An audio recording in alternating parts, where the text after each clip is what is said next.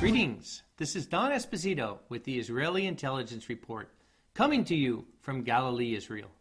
In our last report, we showed much evidence to the world getting closer to world war. We will start this report and continuing with the war drums as we look at an article from The Week magazine showing that China is indeed preparing for war. China's leader is telling the People's Liberation Army to prepare for war. Chinese leader Xi Jinping and the Chinese Communist Party have repeatedly exhorted the People's Liberation Army to be ready to win a war. Xi has repeatedly called for greater military modernization, increased training, and enhanced overall readiness of the Chinese Army, Navy, and Air Force. These repeated calls have alarmed China's neighbors from Delhi to Washington. In our next article, China's nuclear weapons upgrade puts entire USA at risk. China's nuclear weapons capabilities were recently upgraded with a multiple warhead missile, and now Chinese leader Xi Jinping and the Chinese Communist Party have been repeatedly telling the People's Liberation Army to be ready to win a war. In a related report by the Inquisitor, experts are already predicting the Chinese Navy will be larger than the U.S. Navy by 2020. China recently launched its first aircraft carrier, and they plan on unveiling new designs for jets, destroyers, and amphibious assault vessels. The U.S. Navy believes that the newest of China's nuclear submarines, the Jin SSBN, would mark China's first credible at-sea second strike nuclear capability. And China will be purchasing a new Russian nuclear submarine design called the AMAR 1650. According to the National Air and Space Intelligence Center, China's nuclear weapons was tested recently, and it was based upon deploying multiple independently targetable re-entry design that can carry up to 10 nuclear warheads. The U.S.-China Economic and Security Review Commission believed that China's nuclear weapon, the new DF-41, is capable of putting the entire USA at risk, since it has an effective range just under 7,500 miles, about 10,000 kilometers, and it's capable of overwhelming U.S. ballistic missile defenses. China's nuclear forces over the next 3 to 5 years will expand considerably and become more lethal and survivable with the fielding of additional road-mobile nuclear missiles. And China in 2014 continued to pursue a broad counter-space program to challenge U.S. information superiority in a conflict and disrupt or destroy U.S. satellites if necessary. For the first time in over 40 years, China has revealed its first fleet of nuclear submarines, showing them taking part in training drills and simulating actual combat. The subs even fired rockets from under the water.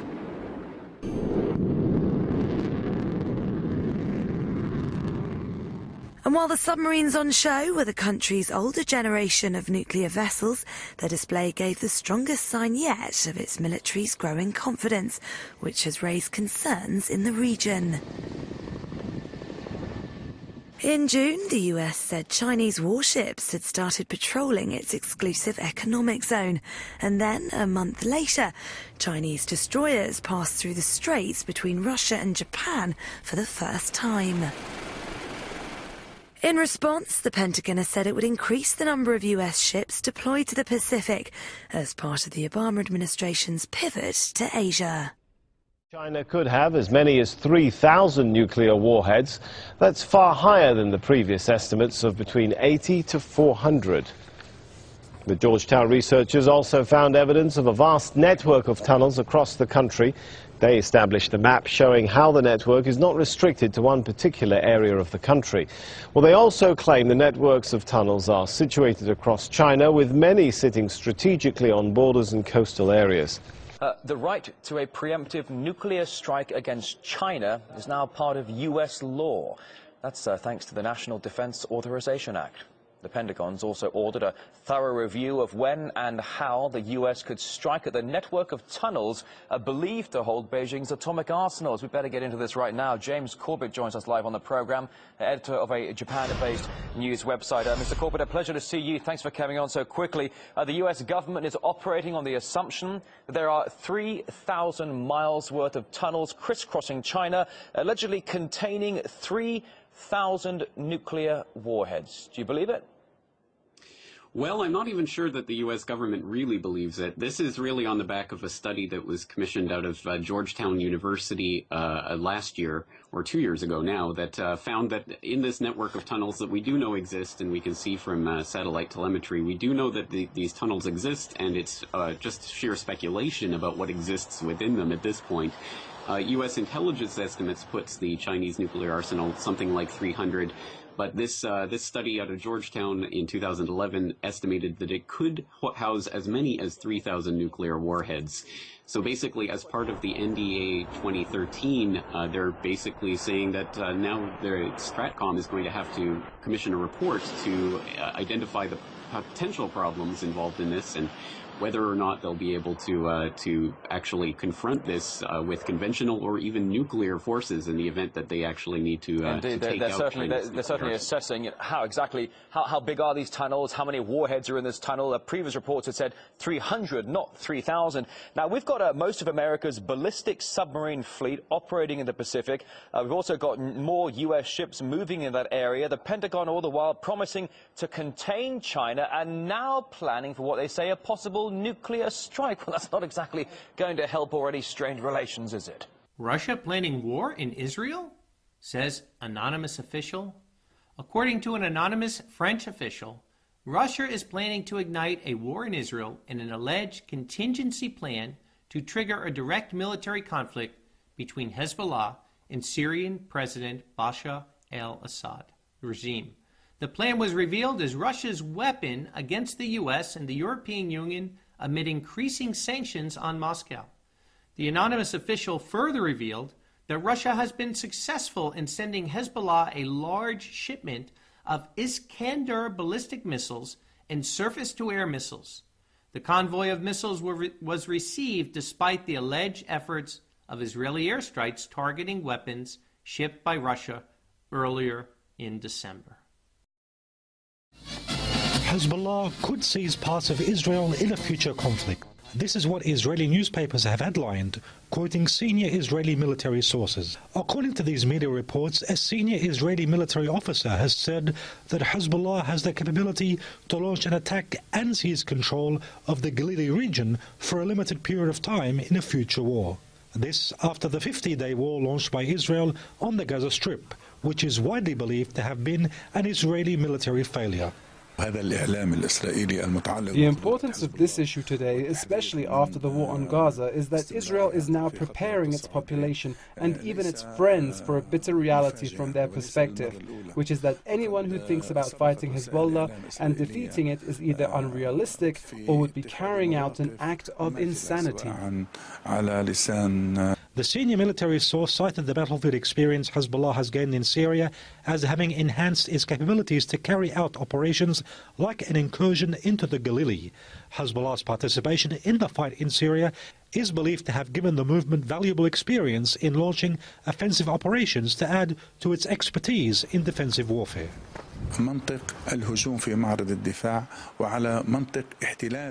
In Syria, Hezbollah added a new element which is based essentially on offense, as a means of defense and occupying and clearing territory. This was not part of Hezbollah's school of fighting before the Syrian battle. Meanwhile, other Israeli military sources were also quoted as saying that Hezbollah has taken the decision to retaliate in case any military operation is carried out in Lebanon that is attributed to Israel.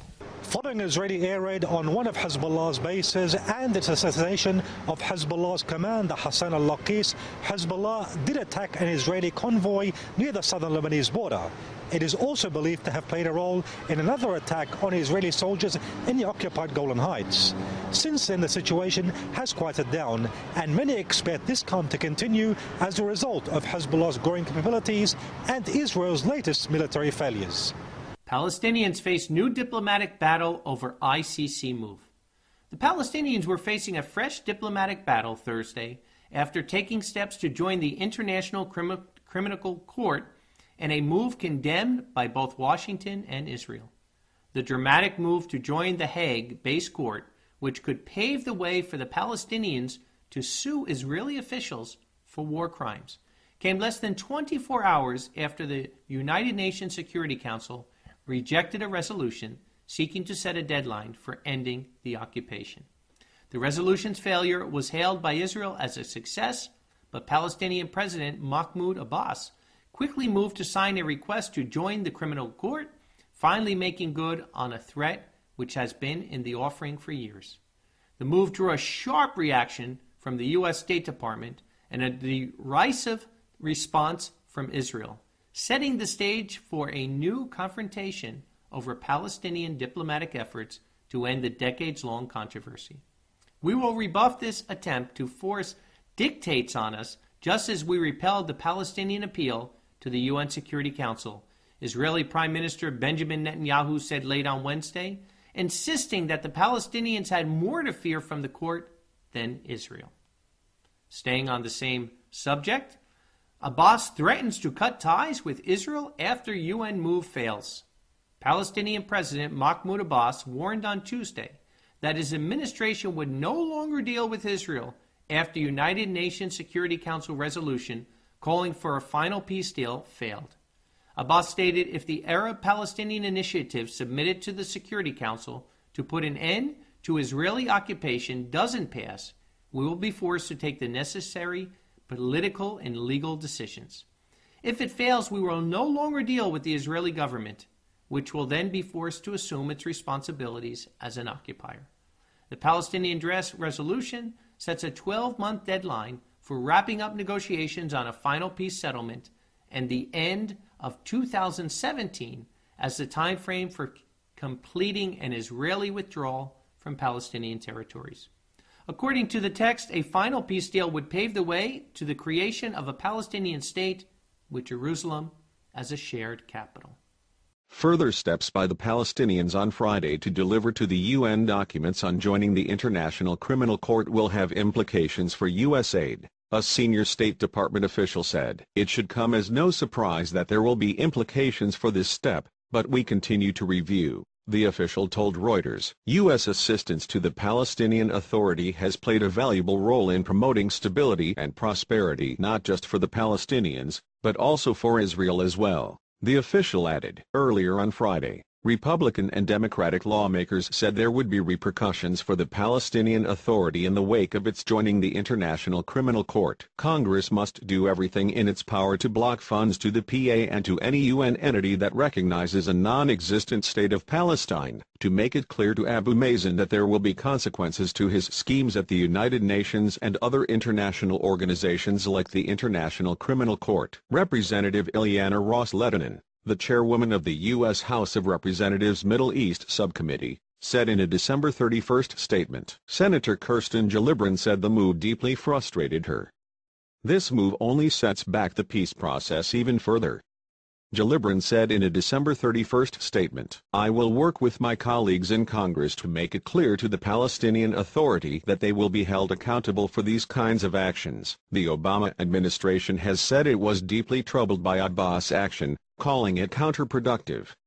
On January 1, Canada called Abbas' move dangerous. Such a provocative decision only furthers the divide between Palestinians and Israelis, and will carry unfortunate consequences, John Baird, the Canadian Foreign Affairs Minister, said in a statement. China offers to help Russia and wean the world off the U.S. dollar. It's been a tough year for Russia. The sliding ruble, plunging oil prices, and economic sanctions has all cut a swath through the economy. China, Russia's biggest economy partner, is now offering to help. Henry Blodgett says this is an example of the changing global economy. The world is realigning. This is the big picture. China is getting stronger, but Russia is in problems. China and Russia are both trying to decrease dependence on the U.S. dollar in international trading. In October, the countries agreed on a $24 billion currency swap to strengthen the ruble and make trading easier between the two partners. China and Russia are cozying up. China is playing it both ways. Saying too much will help and keep their options open. China and Russia both need each other. Early in the year, China signed a 30-year, $400 billion deal to buy Russian gas and shore up their economy supplies. Western economic sanctions placed on Russia after its meddling in the Ukraine have also forced the country to import more from China. China's exports to Russia are up over 10% from the last year. This is the idea that the U.S. and Europe controls the whole world is starting to change, said Blodgett. Look for China to continue to find ways to assert its economic power in the coming year. And in order to reduce the influence of the U.S. dollar, China and Russia have switched to their domestic currencies in trading.